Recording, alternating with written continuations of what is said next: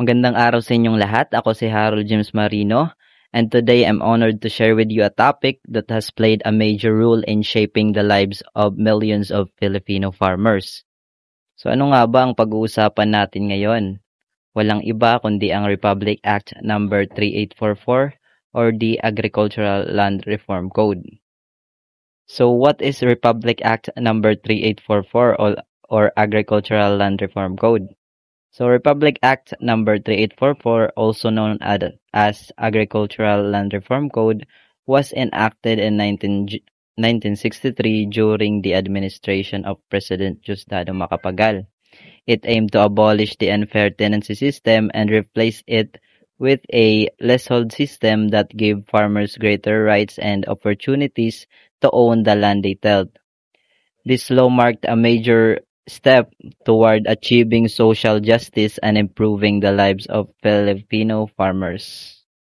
So ang layunin ng Republic Act number 3844 ay wakasan ang hindi makatarungang tenancy system at palitan ito ng leasehold system upang mabigyan ng mas malaking karapatan at pagkakataon ang mga magsasaka na magkaroon ng sariling lupa. So, ano nga ba ang mga problema bago ang Republic Act number 3844? Nariyan ang kasama o tenancy system, pang-aabuso ng mga landlord, kawalan ng seguridad sa lupa, kahirapan at utang, at hindi pantay na hati ng kita. So, ano ang ginawa ng Republic Act number 3844 o Agricultural Land Reform Code? Nauna na dyan ang abolition of agricultural share tenancy.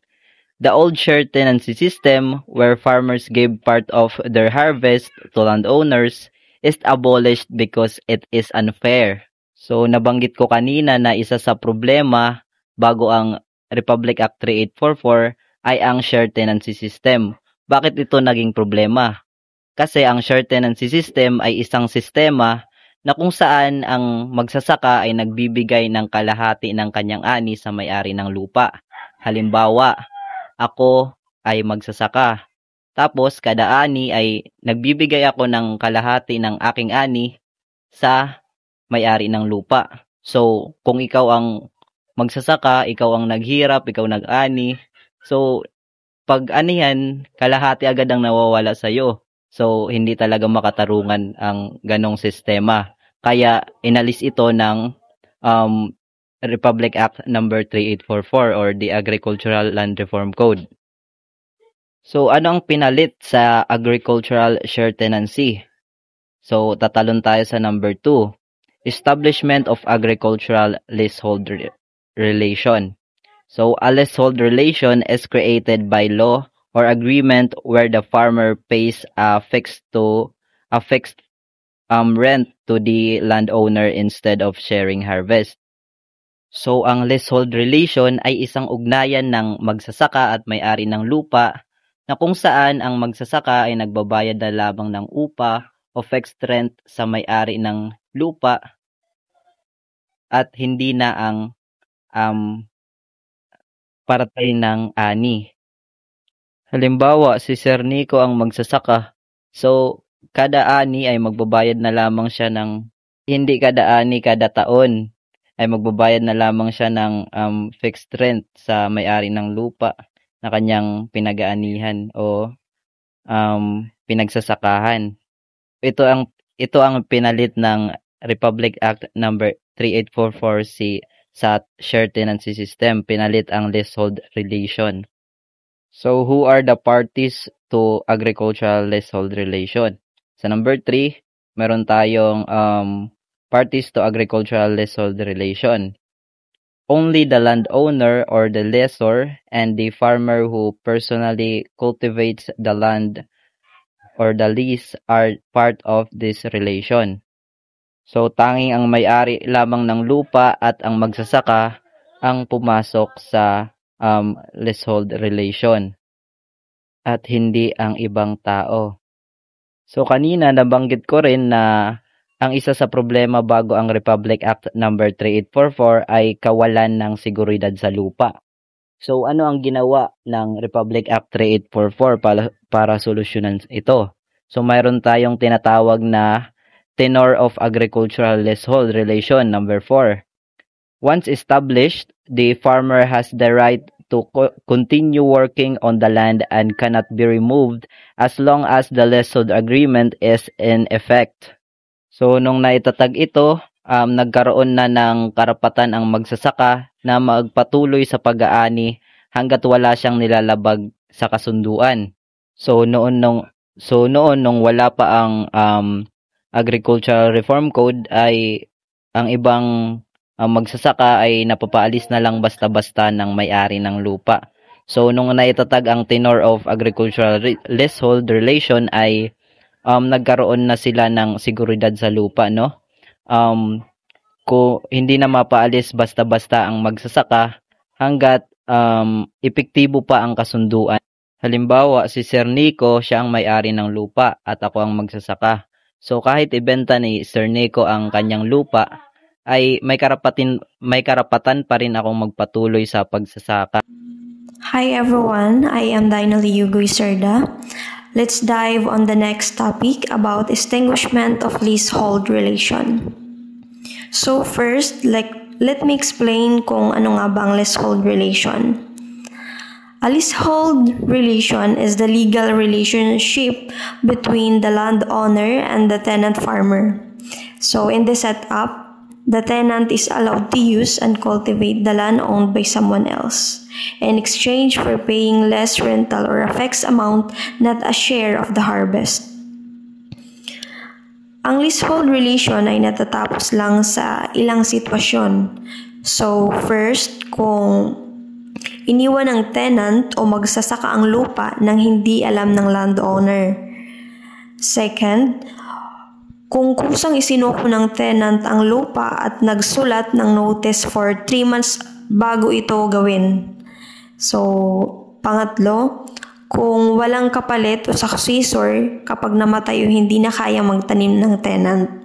So, for example is, si Juan ay umalis at hindi na bumalik sa bukid ng walang paalam. So, automatic na mawawala ang leasehold relation niya.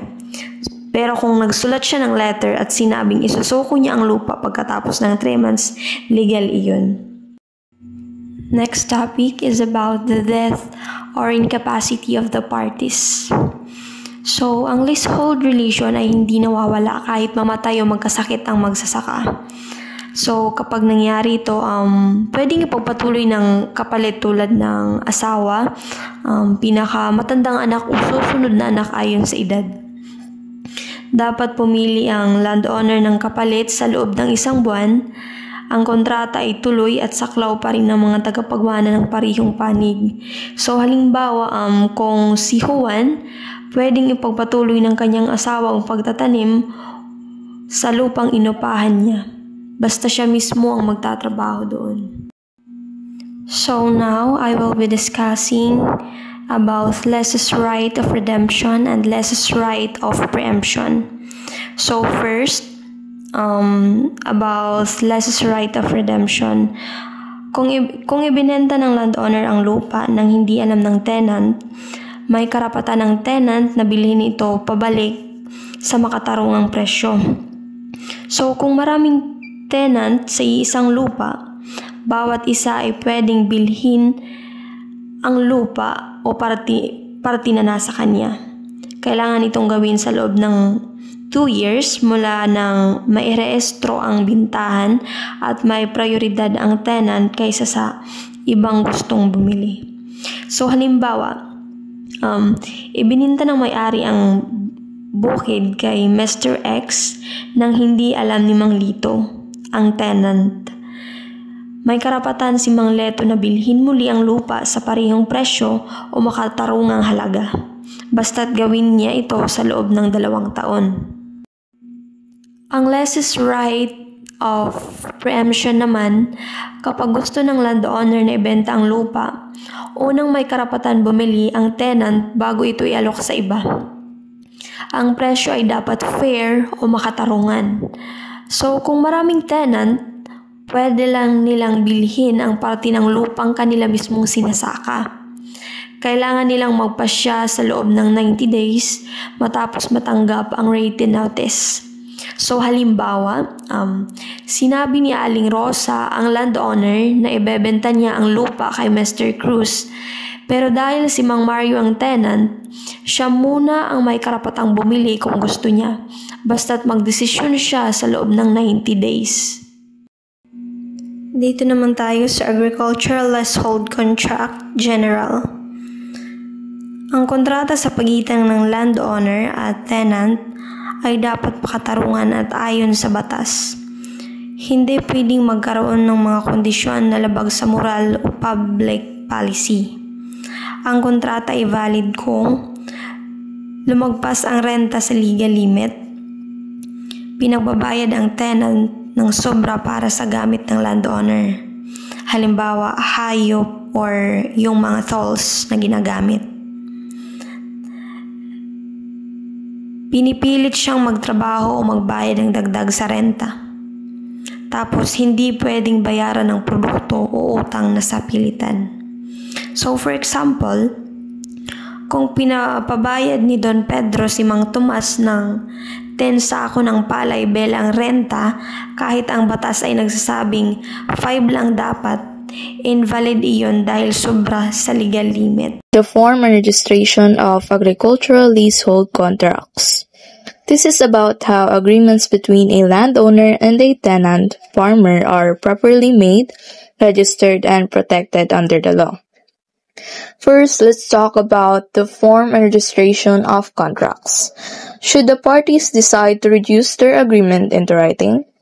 If so, both parties decided to put their agreement into writing, then the agricultural leasehold contract shall be drawn in quadruplicate.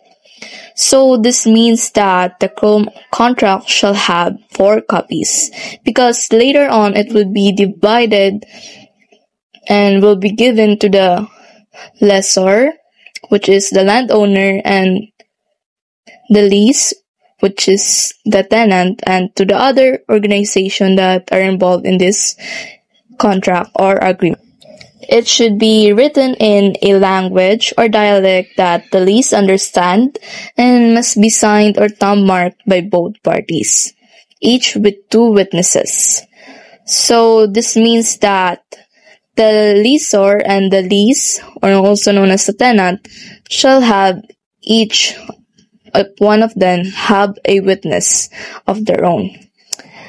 So that if ever that the lease cannot read, the witness should read and explain the contents to them. It is very much important that the lease should understand and know what is the contents of the agreement, in order to know what kind of contract that he or she will be signing. After that, the contract should be acknowledged before the justice of the peace in the municipality where the land is located. And importantly, no fees or stamps are required for the preparation or acknowledgement of this contract. So this means that they won't be needing to pay any fees or stamps because it isn't required for the preparation or acknowledgement of the contract or their agreement. Each party keeps a copy. The third copy goes to the municipal treasurer, and the fourth to the office of the Agrarian Council. So, and also a reminder that except in case of mistake, violence, intimidation, undue influence, or fraud, an agricultural contract reduced in writing and registered in a here and after provided shall be conclusive between the contracting parties, if not denounced or impugned within 30 days after its registration. Next is the registration of leasehold contract. Once the municipal treasurer receives his copy, he will ask both parties to present their copies for annotation. So this means that marking the date, time, and place of registration along with the registration number. And the treasurer keeps a record book called the Registry of Agricultural Leasehold Contracts, where all contracts within municipality are stored. Any future changes such as renewal, cancellation, or modification must also be recorded there. Just like before, no registration fees or documentary stamps are required for this process. Now, let's discuss what the agricultural lease or tenant is protected from. Pag-uusapan natin ay kung ano ang proteksyon na may bibigay sa tenant or kung ano ang hindi pwedeng makuha ng landowner sa kanya. So, first is 25% of the total farm produce will be given to the tenant. Second, work animals and farm implements belonging to the agricultural lease, provided that their value does not exceed 1,000 pesos, but no article or species of property mentioned in this section shall be exempted from execution issued upon a judgment recovered for its price or upon a judgment of foreclosure of a mortgage thereon.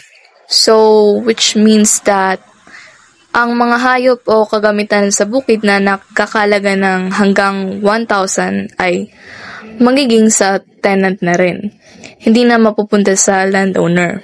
Pero kung ang kaso ay tungkol sa pagbabayad o presyo ng mga iyon, pwedeng hindi ito ma-exempt. So this time, I will discuss the right of the agricultural lease or the landowner. First, to have possession and peaceful enjoyment of the land. So he will have the freedom to possess and enjoy the land. He can do whatever he wants in that land. Second, the right to manage and cultivate the land using proven farming methods. So he or she will have the rights to manage and cultivate the land using any kind of farming methods. Third, the right to mechanized farm work, meaning they can use machines if they want to. So this means that kahulugan nito, pwede silang gumamit ng kahit anong machines like tractor to improve the farming method if ever they want to, or whatever decisions that they make. They can do it in that land because they have their rights. Fourth, the right to deal directly with millers and processors and receive warehouse receipts for their produce. So, meron silang karapatang makipagtransaksyon sa mga millers or processors or tumanggap ng warehouse receipts para sa kanilang ani. So, this means that mapupunta din sa kanilang ani at pwede matanggap rin nila ang mga resibo na galing sa binentahan ng kanilang ani. So, in addition, if the lease already occupies a home lot, it will automatically be included in the leasehold, allowing them to continue living there. So, pwede na nilang, if ever they have accommodated a home lot na tinitirhan ang magsasaka, ito ay kasama na rin sa leasehold at may karapatan na silang manatili doon. Lastly, the agricultural lease has the right to be indemnified, meaning compensated if they leave or are removed from the land for a just case. So they must be paid for the cost and labor spent on cultivation, planting, or harvesting. They are also entitled to half of the value of any necessary and useful improvements they made, like irrigation systems or fences, as long as their improvements still have value at the time of leaving the land. So, mayroon din silang karapatan sa kabayaran o indemnity ang magsasaka. So, if ever na kusang umalis or pinalis sa lupa ng may sapat na dahilan, may karapatan siyang mabayaran para sa mga gastos at pagod sa pagtatanim, pag-aani, at pagpapabuti ng ani. May karapatan din siya sa kalahati ng halaga ng mga improvement na ginawa niya sa lupa, basta't ito'y may silbi sa oras ng kanyang pag-alis. That's all. Thank you. I am Andrea's sister. Of the lease. So meron tayong 6 na mga tungkulin ng nangungupahan sa sakahan. Number 1 states that ang nangungupahan ay kailangan alagaan at linangin ang lupa na parang sariling pag-aari. Dapat niyang sundin ang tamang pamamaraan ng pagsasaka. Halimbawa, regular na nagdidilig si Pedro at nag-aalis ng damo sa kanyang palayan. So sa halimbawa pa lang is makikita natin ang pag-aalaga ng sakahan at pananim. Next, number 2.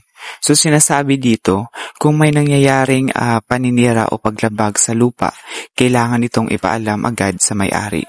Mahalaga ito upang maagapan ang mas malaking pinsala. So halimbawa na lang, sinabi ni Pedro sa may-ari na may taong pumasok at nagnakaw ng gamit sa bukid. So dito is pagpapabatid ng mga nangyayari sa lupa. Next, number 3. So number 3 is focus siya sa pag-aalaga sa mga hayop at gamit sa sakahan na hinihiram. So ang mga hayop at kasangkapan na ipinahiram ng may-ari ay dapat alagaan at hindi gamitin sa ibang bagay. So kapag ito ay nasira dahil sa kapabayaan, mananagot ang may nangungupahan, pala. So halimbawa, inalagaan ni Pedro ang kalabaw at araro na ipinahiram sa kanya. Pang-4. So dito, hindi dapat pabayaan o iwanan ng nangungupahan ang kanyang sakahan sa panahon ng pagtatanim at pag-aani. Kung mapabayaan niya ito, maaari siyang mawala ng karapatan sa lupa. So halimbawa, kahit na umulan ng malakas, dapat patuloy pa rin si Pedro sa pag-aalaga ng kanyang pananim. Next, panlima. So sa panlima, dapat ipaalam ng nangungupahan sa may-ari 3 araw bago ang anihan. Ito ay paraan para makapaghanda rin ang may-ari sa pagkuha ng parte niya sa ani. So halimbawa, nagpaalam si Pedro 3 araw bago niya anihin ang palay. Ang huli is ang pang-6. So, pang-6 is pagbabayad ng upa sa tamang oras. So, ito is, ang nangungupahan ay kailangan magbayad ng upa sa tamang oras. So, ito ay tanda ng respeto at tamang kasunduan sa may-ari. So, halimbawa, agad na binayaran ni Pedro ang renta tuwing matapos ang ani. Ngayon, dumako naman tayo sa prohibitions to agricultural leasing. So, meron tayong ditong dalawang ipinagbabawal sa nangungupahan. Number 1, isinasaad dito na bawal sa nangungupahan na magsaka o magtrabaho sa ibang lupa nang hindi alam ng may-ari. Dapat may pahintulot muna bago gawin iyon. Halimbawa, hindi pwedeng tumanggap si Pedro ng ibang lupang sasakahin kung hindi pumapayag ang kanyang unang may-ari.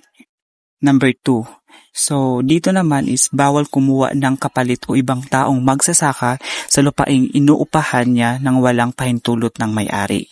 Ngunit kung may sakit o pansamantalang di makapagtrabaho, maaari siyang kumuha ng manggagawa pansamantala. So halimbawa na lang, nagkasakit si Pedro kaya kumuha siya ng katulong sa pagsasaka habang nagpapagaling. Ngayon dito naman tayo sa termination of leasehold by agricultural lessee o pagwawakas ng kasunduan ng nangungupahan sa sakahan. Ito ay binubuo ng 5. So ang una is kapag ang may-ari o kinatawan nito ay umasta ng marahas, mapanakit o nakakasakit ng damdamin sa nangungupahan o sa kanyang pamilya, pwede nang wakasan ang kasunduan. Ang ganitong pagtrato ay di nararapat sa tamang pakikitungo. So halimbawa na lang, sinaktan o minura ng may-ari ang magsasaka, kaya pinili nitong itigil ang kasunduan. Pangalawa, kung ang may-ari ng lupa ay hindi tumutupad sa mga obligasyong nakasaad sa batas o kasunduan, may karapatang tapusin ng nangungupahan ang kontrata. So, dapat parehas ang pagtupad ng magkabilang panig. O halimbawa na lang neto, hindi tinulungan ng may-ari sa pangakong kagamitan sa pagsasaka. Pangatlo, so sinasaad dito na bawal pilitin ng may-ari ang nangungupahan o pamilya nito na gumawa ng trabahong walang kinalaman sa sakahan o walang bayad. Kung mangyari ito, pwedeng tapusin ng magsasaka ang kasunduan. So halimbawa na lang nito, pinilit ng may-ari si Pedro na magtrabaho sa bahay niya nang walang kabayaran.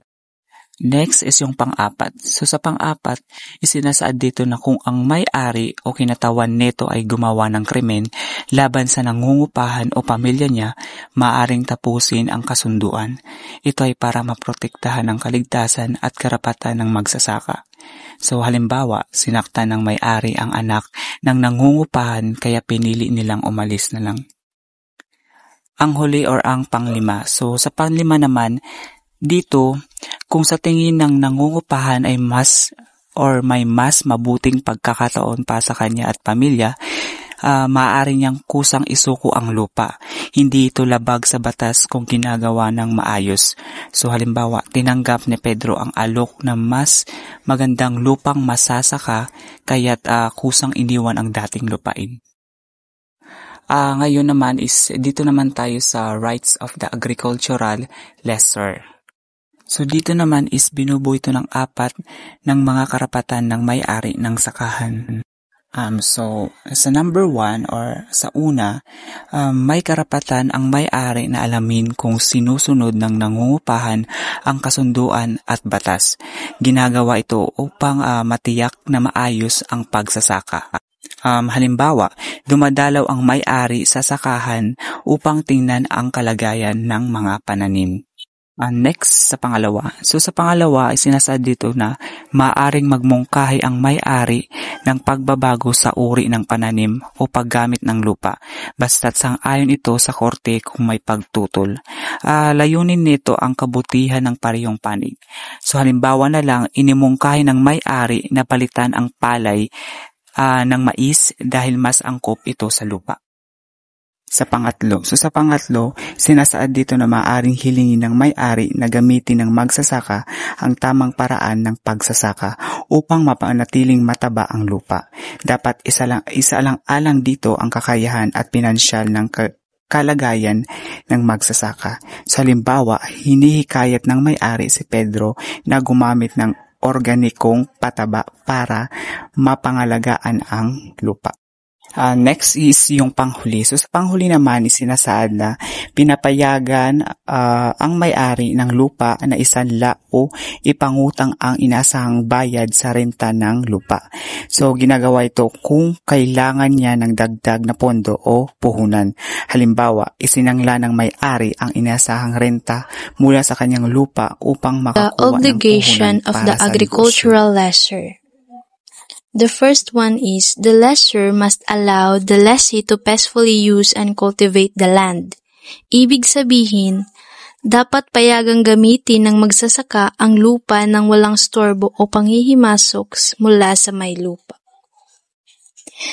Example is, si Mang Carlo, ang may-ari ng lupa ay hindi dapat manghimasok habang nagtatanim si Mang Jun sa kanyang sinasakang lupa. Next is the lessor must maintain permanent improvements like irrigation and drainage systems. Ibig sabihin, kailangang ayusin at panatilihin ng may lupa ang mga infrastrukturang nakakatulong sa bukid gaya ng irigasyon at kanal. Like halimbawa, pinagawa ni Mang Nestor ang sirang irigasyon upang tuloy-tuloy ang pagdaloy ng lupa sa palayan ni Mang Ben. So now that we know what the landowner is required to do, let us move on to what the landowner is not allowed to do. The second is the prohibition to the agricultural lessor. Number 1, the lessor cannot remove the lessee from the land without court approval. Ibig sabihin, hindi pwedeng paalisin ng may lupa ang magsasaka ng walang pahintulot o utos ng korte. Halimbawa, hindi pwedeng paalisin ni Mang Lando si Aling Rosa kung wala siyang order mula sa hukuman. Number 2, the lessor cannot make the lessee pay land taxes or other fees that are his responsibility. Ibig sabihin, hindi dapat ipabayad ng may lupa sa magsasaka ang buwis o anumang bayarin na siya mismo ang may obligasyon. Halimbawa, si Aling Tess, ang may lupa, ang nagbayad ng amilyar, hindi si Mang Art ang magsasaka. Number 3, the lessor cannot stop the lessee from joining on forming farmers organizations. Ibig sabihin, bawal pigilan ng may lupa ang magsasaka na sumali o bumuo ng samahan ng mga magsasaka. Like example, sumali si Mang Jose sa asosasyon ng mga magsasaka kahit hindi gusto ng may lupa at may karapatan siyang gawin iyon. Next, let us talk about who should shoulder the cost of irrigation. Number 3 is the cost of irrigation system. The first one is, if the lessor pays for the irrigation, rent can increase based on the production gain. Ibig sabihin, kapag ang may lupa ang nagpagawa ng irigasyon, maaari siyang magdagdag ng renta kung tumaas ang ani. Like example, dahil si Mang Rumi ang gumastos sa irigasyon, tumaas ng kaunti ang renta ni Mang Lito. Next, if the lessee pays for the irrigation, rent cannot increase. Ibig sabihin, kung ang magsasaka ang gumastos sa paggawa ng irigasyon, hindi pwedeng taasan ng may lupa ang renta. Like example, si Mang Berto ang nagpagawa ng irigasyon kaya hindi pinayagang dagdagan ni Mang Pepeto ang renta. The last one is the lessor must pay the lessee for the improvement after the contract ends. Ibig sabihin, kapag nagtapos ang kasunduan at gumagana ang irigasyon, dapat bayaran ng may lupa ang halaga ng ginastos ng magsasaka. Example, binayaran ni Mang Tony si Mang Raul sa irigasyon, ipinapagawa nito matapos ang 3 taon ng kanilang kontrata.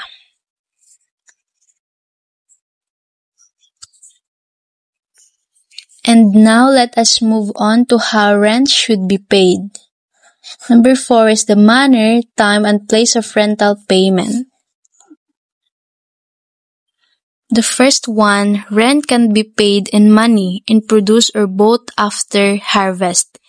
Ibig sabihin, maaaring bayaran ng renta sa pera, ani o pareho, karaniwang pagkatapos ng anihan. Like halimbawa, si Mang Tony ay nagbigay ng bahagi ng palay kay Mang Ruel bilang renta matapos ang anihan. The second is, the lessor cannot ask for advance payment or deposit.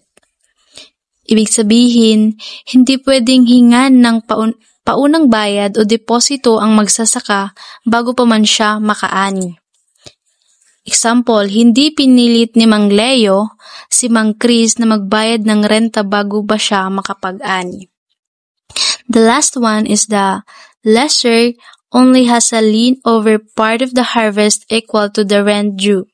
Ibig sabihin, ang may lupa ay may karapatan lamang sa bahagi ng ani na katumbas ng halaga ng renta. Ibig sabihin, ay like example, kinuha ni Mang Berting ang tamang bahagi ng ani ni Mang June bilang bayad, hindi ang buong ani. Finally, let us discuss the types of land that are not covered by this law. The last one is the exemption from leasehold. Number 1, lands like fish ponds, salt beds, and lands with a permanent trees are exempted. Ibig sabihin, ang mga lupang ginagamit sa palaisdaan, paggawa ng asin, at taniman ng mga permanenteng puno ay hindi sakop ng leasehold system. Ay halimbawa, ang lupa ni Mang Rodi na taniman ng niyog ay hindi sakop ng Republic Act 3844. The second one is these lands follow Republic Act No. 1199 instead. Ibig sabihin, ang mga lupang ito ay sinusunod ang ibang batas, ang Republic Act No. 1199 o Agricultural Tenancy Act. Halimbawa, dahil taniman ng kape ang lupa ni Aling Mila, Republic Act No. 1199 ang umiiral na batas sa kanilang kasunduan. Understanding agricultural leasehold, Republic Act No. 3844 is essential today because it teaches us about the fair relationship between landowners and farmers. This law safeguards farmers' rights, ensuring they can work on their land without fair or unfair treatment or eviction. In a time when many communities still rely on agriculture for survival, knowing this law encourages fairness, stability, and respect for those who cultivate the land. It also highlights the importance of protecting farmers' welfare and promoting a just system that strengthens our nation's food security and rural development. Hello everyone, my name is Maria Lunita Malukmayan and I'll be discussing about the positions of landholding exceptions. Number 1. It means that sometimes the landowner or a member of his immediate family may want to personally cultivate or farm the land himself or change the use of the land into something like a residential area, factory, hospital, school site, or any useful non-agricultural purpose. If this happens, the farmer agriculturalist must leave the land, but he must be paid for being removed. So the farmer will get something called disturbance compensation, which is equal to 5 years rent sa lupa na ginagamit niya. Plus, he still keeps his other right under Section 25 and 34 of the law.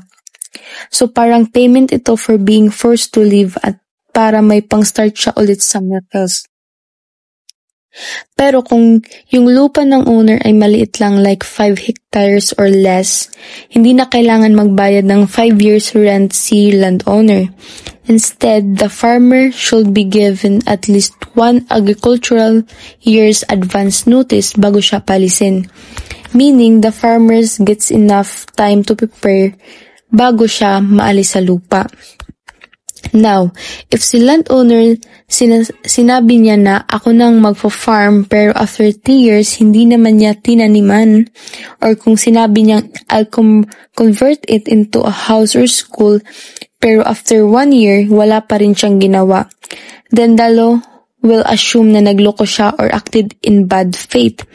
In that case, the farmer has the right to get the land bank and ask for damages, meaning bayaran siya sa mga losses niya dahil inalis siya sa lupa nang hindi naman pala totoo.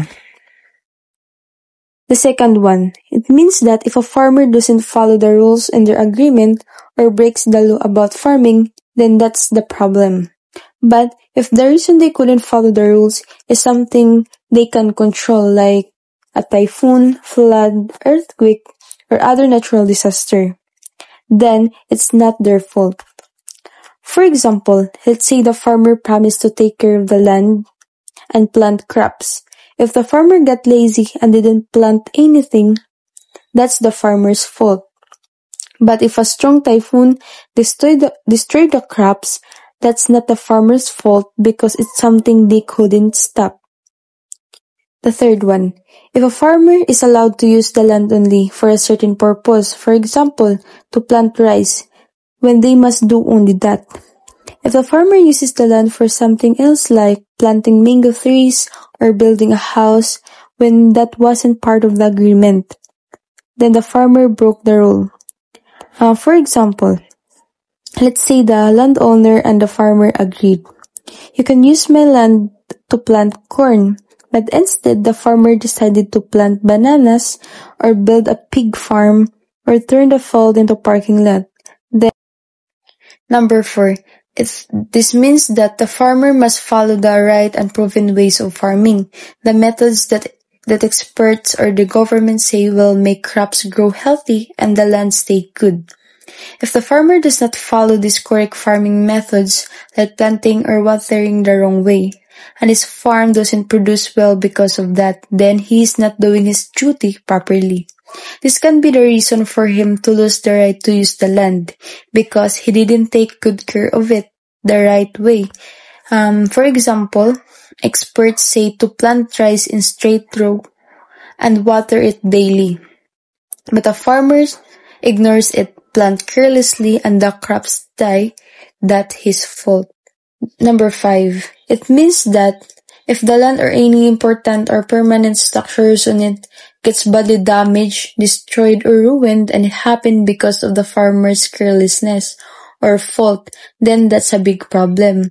If he caused the land to become worse or destroyed something valuable, he can lose the land because he didn't take good care of what was given to him. For example, if the farmer accidentally burns parts of the land, breaks the water system, or let the soil dry up because he didn't take care of it, it's his fault and he can be removed from the land. Number 6. This means that the farmer must pay rent on time for using the land. If he fails to pay the rent when it's due, that's the reason for him to lose the right to use the land. But if the farmer couldn't pay because his crops failed, meaning he lost 75% or more of his harvest, and this happened because of a fortuitous event, like a typhoon, flood, drought, or pest attack, then he will not be removed from the land.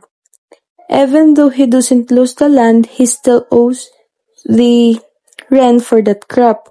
He still needs to pay it later when he can. For example, if a typhoon destroyed almost of his rice, more than 75%, let's say, he doesn't lose the land, but he still has to pay the rent in the future when he earns again. Number 7. This means that the farmer is not allowed to give or rent out his land to another person, and that's what we call a sublease, unless the law or the agreement says he can.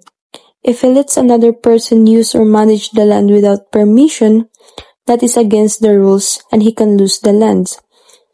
For example, if the farmer rents the land to his friends or cousin to farm it for him without the owner's permission, that's not allowed. My name is Jay Ramos, and as to the continuation of rights for agricultural labor, we have the right to 8 hours work. This suggests that farm workers should not work for more than 8 hours each day. They must have time to rest, and hours when they are not working or are allowed to rest should not be counted as work time.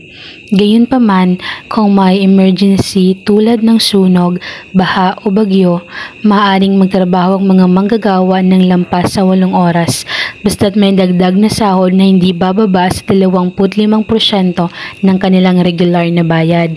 Hindi rin pwedeng pilitin silang magtrabaho tuwing linggo o holiday, ngunit kung papayag sila, dapat din silang bayaran ng dagdag.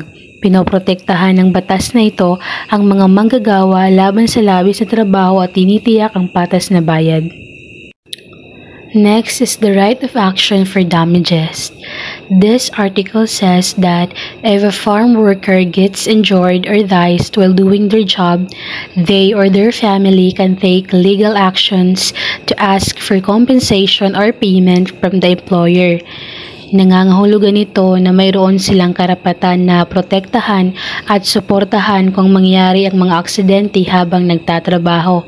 Ipinapakita nito na pinapahalagahan ng batas ang kaligtasan at kagalingan ng mga farm workers. Next is the right to compensation for personal injuries, death, or illness.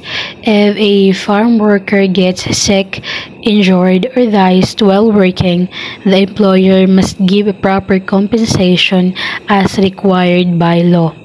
Ito ay batay sa isang batas na nagbibigay ng proteksyon sa mga manggagawa kapag sila ay nasaktan habang ginagawa ang kanilang mga tungkulin. Tinitiyak nito na kahit na may masamang mangyari, hindi maiiwan na wala ang kanilang pamilya. Next is the right against suspension or layoff.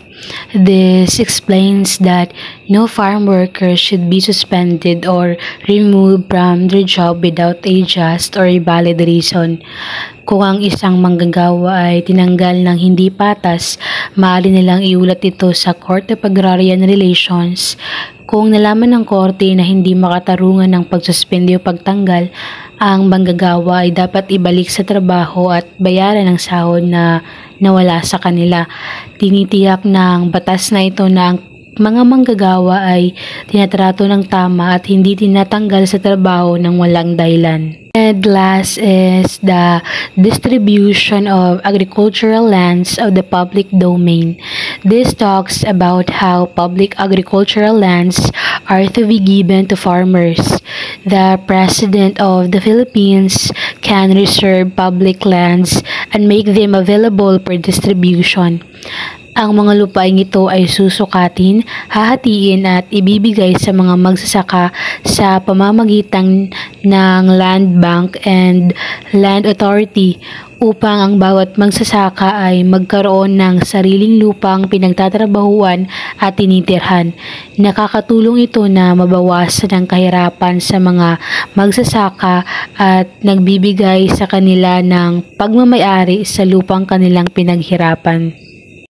My name is Arabel Castillo, so today I'll be reporting about some important concepts found in the Agricultural Tenancy Act, particularly focusing on agricultural land, lessee and lesser, agricultural year, the penal provisions, and the flaws of the Act.